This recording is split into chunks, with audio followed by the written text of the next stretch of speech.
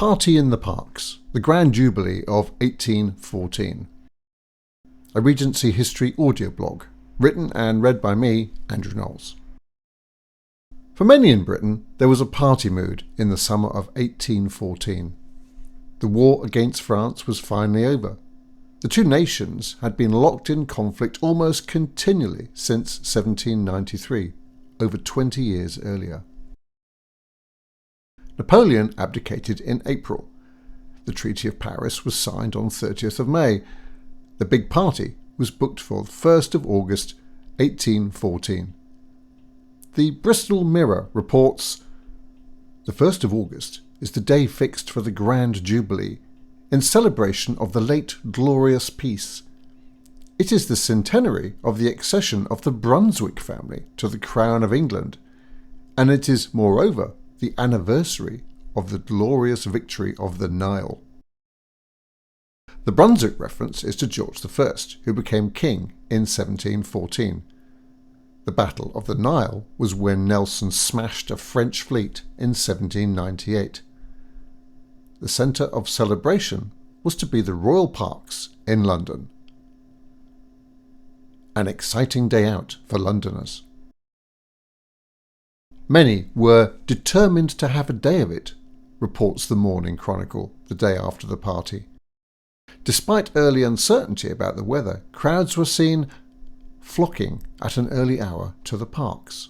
At length, the firing of cannon announced that the day was considered favourable and that the Jubilee would commence. The population of the metropolis then poured forth in a continual stream, or rather flood, to witness the exhibition. Much of London shut down for the day. Shops were shut. Business was suspended. Houses were left to take care of themselves, and the Strand, Oxford Street and Piccadilly were nearly blocked up by masses of people of all descriptions, including many women with infants in their arms, all hurrying to see the show. And there was plenty to see. On the commencement of the grand show, the first object of attraction was the ascent of a balloon. James Sadler and his son Wyndham were pioneers of balloon flight in late Georgian Britain. It took all day to fill the balloon, which rose above the crowds just after 6 in the evening. It was one of several balloon flights made over the capital that summer. Naval battles recreated in Hyde Park. The balloon ascent was followed by a naval reenactment.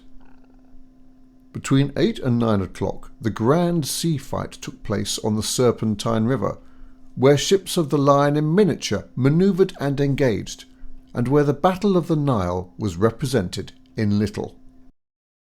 The Serpentine is the Long Lake in Hyde Park. According to Bell's Weekly, the spectacle was imposingly grand.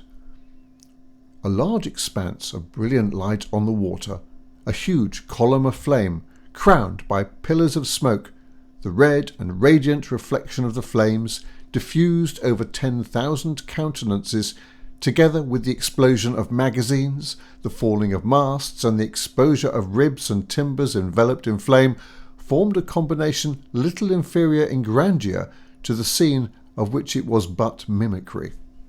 The parks were crowded with marquees, booths and stalls. Trees were decorated with banners and lanterns. People were buying food, listening to music and dancing. In St James's Park, watermen raced boats along the canal. The park was also the site of a Chinese bridge and pagoda, built specially for the occasion. As daylight faded, these were brilliantly illuminated. It is scarcely possible to give a just description of the effulgence produced by this magnificent structure. All that we have read or seen with respect to brilliancy falls very short indeed of these luminous objects. As night fell completely, it was lit up by fireworks. At one moment rockets rapidly pursued each other and burst at such extraordinary height in the air that, in some instances, the explosion was scarcely heard.